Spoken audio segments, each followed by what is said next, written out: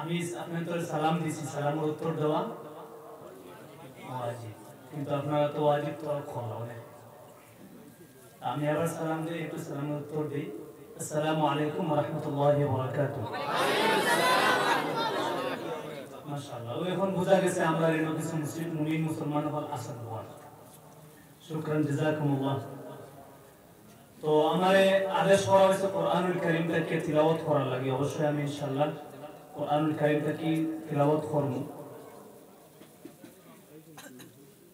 তো যদি আপনারা অনুমতি দেন 2 মিনিট কোরআনুল কারীমের তিলাওয়াত সম্পর্কিত 2-4টা কথা বলতে শুনবেন ইনশাআল্লাহ। দেখো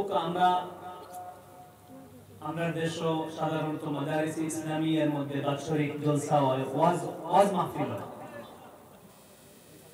আর ইদানিং বেশিরভাগ ওয়াজ মাহফিল কিছু কুরআয়ে কারাম অর্থাৎ কারি সাহেব হলরে আনা হয়, এন্টার কোরআনুল কারীমটাকে তিলাওয়াত করিয়ে শুনাই।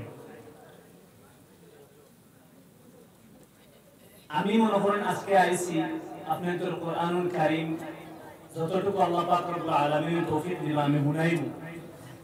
আমি এই কোরআনুল কারীম শুনাইলাম আর আপনারা দেখলা এবং শুনলা, মনে মনে করলা কারি সাহেবের কণ্ঠটা তো খুব সুন্দর এবং শ্বাসটাও খুব লম্বা, ইত্যাদি ইত্যাদি।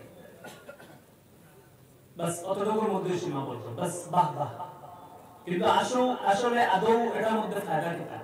আমি কোরআনুল কারীম আপনাদের তিলাওয়াত করে শুনাইনি, এর থেকে আমরা কিছু ফায়দা নিয়ে দেখানো পারি। যেরকম আমরা উলামায়ে কেরাম হলে দ্বীন এবং ইসলাম, কোরআন এবং হাদিসের সামনে রাখিয়ে কিছু নসিহত করেন, আমরা নসিহতগুলো আমলে পরিণত করার চেষ্টা করি। তো কোরআনুল কারীম আমি তিলাওয়াত করে গেলাম, যে আপনারা শুনলা, বাস শেষ। আমি মনে করি এটার মধ্যে সীমাবদ্ধ না থাকিয়া আমি 2-4টা কথা সংক্ষেপে আপনাদের বলি।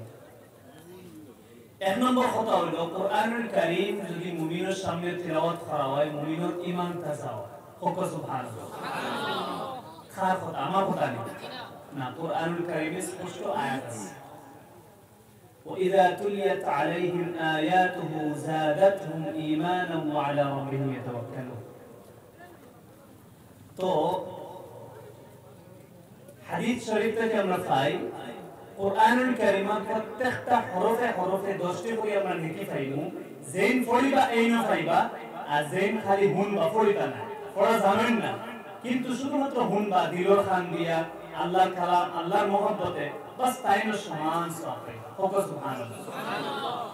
তো আমি যদি কিসসা কাহিনী ওয়াজ নসিহত করি, যদি কোরআন এবং হাদিসের ভিতরে না হয় মাত্রটা, সওয়াব হইতেও পারে, না হইতে পারে।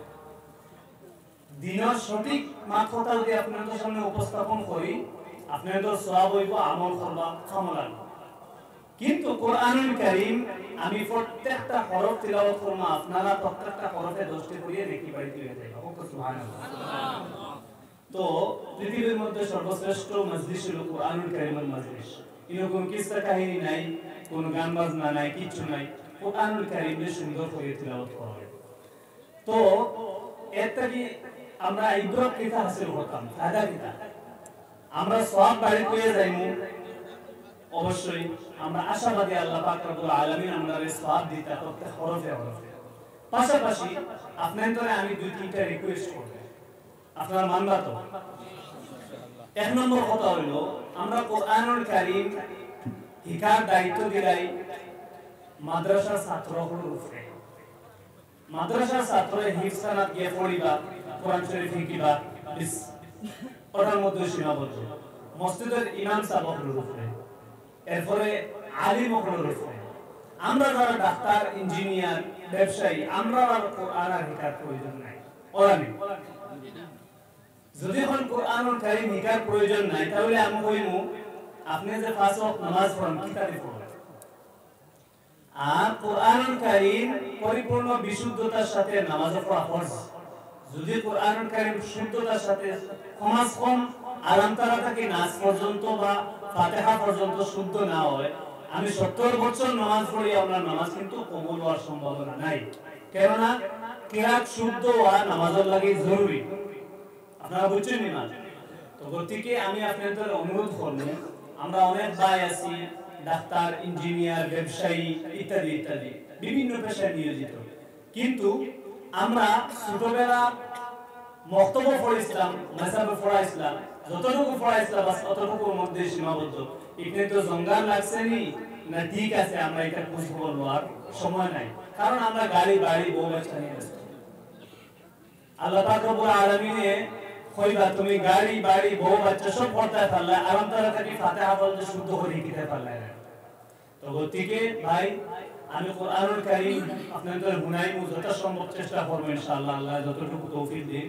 কিন্তু শর্ত হইল আপনারা সবে কোরআনুল কারীম কমাস কম নামাজও যতটুকু কোরআনুল কারীম শুদ্ধ করিয়ে পড়া জরুরি ততটুকু শিখিতে পারবেন ইনশাআল্লাহ। সবাই এটা করো, পারবেন ইনশাআল্লাহ। ইনশাআল্লাহ খেলা বাবা তুলে দেওয়া করতে মাশাআল্লাহ মাশাআল্লাহ আপনার আলহামদুলিল্লাহ। আরেকটা কথা হলো আমরা এই মাদারিস ইসলামিয়ার সাথে সম্পর্ক রাখতাম তিন লাইনে। একটা হইল আমি যদি আলিম না হইছি, হাফিজ না হইছি, কিন্তু আমার একটা বাচ্চার কমসে কম হাফিজ এবং আলিম বানাইতাম।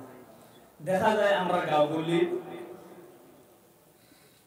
কেউর মা মারা গেছে অথবা দাদি মারা গেছে অথবা বাবা মারা গেছে, দৌড়ে ইমাম সাহেবরে আনালে এলাকার একজন আলিমে দিন দেখাও, গোসল দেওয়া, কাফন দেওয়া ইত্যাদি ইত্যাদি। আমার সাইডটা হলকা, সাইডটা ফর সাইডটা একটা ডাক্তার, ইঞ্জিনিয়ার ইত্যাদি ইত্যাদি। কি ভাই আমরা কমসে কম নামাজ, জানাজার নামাজ পড়ানোর মতো লায়ক একটা বাচ্চা তো বানানো জরুরি আছে না নাই? প্রত্যেকে ভাই হল, বিশেষ করে আমি হুরু মানুষ, বড় বড় মাছ মাতি দিয়ে বেদবি মাছ করলাম। আপনারা সবে চেষ্টা করবো আপনার তোর বাচ্চা করে তিনটে বাচ্চাটা আপনার দুইটারে মাদ্রাসা দিতে, দুইটারে না দিলে একটারে মাদ্রাসা দিতে দিয়া তাহলে কোরআন শিখাইতা, হাদিস শিখাইতা, আলিম বানাইতা, হাফিজ বানাইতা, কারি বানাইতা। কারি হাফিজ আলিম বানাইলে ইজ্জত হবে না, বাড়ে। আমরা মনে করি বর্তমান সমাজও হাফিজ এবং আলিম এবং কারি বানাইলে তার বেতন তার ৫ থেকে ১০,০০০ টাকা, তার জীবন যাপন পরিচালনা করতে হবে। আল্লাহি আল্লাহ সাক্ষী, আমি যেরকম শান শৌকতের সাথে চলি, অনেক ইঞ্জিনিয়ার শান শৌকতের সাথে চলে না। আমি বুকুতার দেখতে পারবো কার কোরআন বলতে। কারণ হইল আমি জীবনে কল্পনা করতে পারছি না ৩টা দেশের রাষ্ট্রপ্রধানের লগে আমার দেখা কোরআনের নিষ্পত্তি। হয়তো মনে মনে হইলো আমার বড়তাই জাহির করে, মোটেও না। আমি আপনাদের বুঝাইয়া কোরআন শিখলে দুনিয়া তো ইজ্জতি, সম্মানী, আখিরাত অবশ্যই ইজ্জতি। তো এর থেকে আমরা সবাই নিজ নিজ জায়গাতে চেষ্টা করবো আপনার তো আমরা বাচ্চাই তোরে বিশেষ করিয়া মাদারিস ইসলামিয়ার মধ্যে দিয়া দিন শিখাইতাম, হাফিজ কারি আলিম বানাইতাম, লগে জেনারেল শিক্ষিত করতাম। আরেকটা কথা হইলো এই মাদারিস ইসলামিয়ার সাথে আরো লাইনের সম্পর্ক রাখতাম। আমরা দেখা যায় বাৎসরিক জলসা আইলে আমরা মাদ্রাসার জলসা তাই কোন জায়গাতে কোন ওয়াজ আইতা কেমন সুন্দর করে ওয়াজ করতে দেখি আই, বাস ও বছরে একবার মাদ্রাসা দেয় আমায়। কিন্তু আমি মনে করি ও মাদ্রাসা এই এলাকার দায়িত্ব হইল কন্টিনিউ এই মাদ্রাসার তালবা হলো সম্পর্ক রাখা, অর্থাৎ এই তালবা ইউতে খাইত্রানি রহিত্রানি কিতাবপত্রানা খোঁজ খবর নয়, এটা আমরা দায়িত্ব নেবেন। এরপরে এই মাদ্রাসার উস্তাদ হলো লগে সম্পর্ক রাখা, দিনের তাআল্লুক রাখা, কার খাতিরে? দিনের খাতিরে, কোরআনের খাতিরে। তো আমি দুইটা পয়েন্ট কইছি। ১ নম্বর পয়েন্ট হলো মাদ্রাসার লগে সম্পর্ক রাখবা, নিজের সন্তান দিবা। ২ নম্বর সম্পর্ক রাখবা, মাদ্রাসার খোঁজ খবর লইবা, তালবা ইউতে খাইত্রানি সব ঠিকঠাক আছে নি, মাদ্রাসা সব ঠিকঠাক আছে নি, কোনো প্রয়োজন আছে নি। ৩ নম্বর আরেকটা প্রয়োজনীয়তা আছে, টাকা পয়সা দিয়ে সহযোগিতা করবো। দেখুন আমরা মাদারিস ইসলামিয়া এগুলা কোন সরকারি অনুদান চলে না, আমরা ১ টাকা ২ টাকা করে আমরা দেই, আমরা দিন বাঁচাইবার লাগে আমরা এই মাদারিস ইসলামিয়া এগুলা চালাইয়া দেই। প্রত্যেকে ৩টা সম্পর্ক আমরা মাদ্রাসার লগে রাখবো ইনশাআল্লাহ। পারবো না ইনশাআল্লাহ। সর্বপ্রথম আল্লাহ পাক রব্বুল আলামিন যে কথাগুলো কইছি আমার আমলের তৌফিক দেখো, এরপরে আমরা সবার আমলের তৌফিক দেব। আল্লাহুম্মা আমিন। আমি শারীরিকভাবে কিছু অসুস্থ, আসলে কন্টিনিউ ২-৩টা প্রোগ্রাম থাকে, তিলাওয়াত ১ ঘন্টা নসিহত করা বা ওয়াজ করা যতটুকু শক্তি লাগে, ১০ থেকে ১৫ মিনিট তিলাওয়াত করা ততটুকু শক্তি লাগে। তো থেকে দোয়া করবো, শারীরিকভাবে কিছু অসুস্থ আমি ইনশাআল্লাহ, আল্লাহ যতটুকু তৌফিক দিন আমি তিলাওয়াত করি আপনাদের জন্য।